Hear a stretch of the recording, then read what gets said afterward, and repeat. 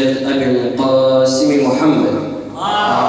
صل على محمد وآل محمد. نرفع أسمى آيات التهاني والتبريكات إلى مقام ولي أمرنا صاحب العصر والزمان، أرواحنا لتراب مقدمه الفداء، وإلى الأمة الإسلامية جمعاء، وإلى مراجعنا العظام، ولكم أيها الحضور الكريم، بيوم تتعطر الدنيا بشذا الجنة وتستضيء بنور السر المستودع، في يوم تفتخر الأرض كل الأرض بأنها تحمل محور الأسرار ومركز العصمة ومنتهى القداسة، في يوم تشرق علينا شمس العفاف والطهارة أم أبيها أنها فاطمة بضعة خير خلق الله من الأولين والآخرين وسيد نساء العالمين. أهل بيت أهجروا من درس، ذاك نص في كتاب الله آتي، فهم في الدهر سادات لنا ولهم في الحشر أسمى الدرجات، فإذا ما ذكروا في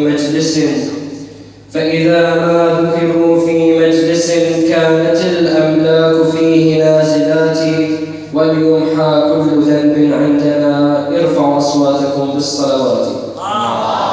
صل على محمد وآل محمد. نسب المسيح بنى لمريم مسيرة بقيت على طول المدى ذكراها، والمجد يشرق من 3 مطالع في مهد فاطمة فما أعلاها. هي بنت من؟ هي زوج من؟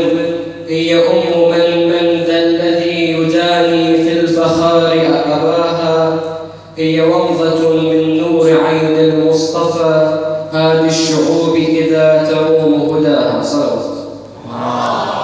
هي رحمة للعالمين وكعبة الآمال في الدنيا وفي أخراها، ولزوج فاطمة بسورة هل أتى تاج يفوق الشمس عند ضحاها، في روض فاطمة نما غصنان لم ينجبهما في الليرات سواها، حسن الذي صان الجماعة بعدما أمسى تفرقها يحل عراها، وحسين في الأحرار والأبرار ما أزكى شمائله وما أنداها.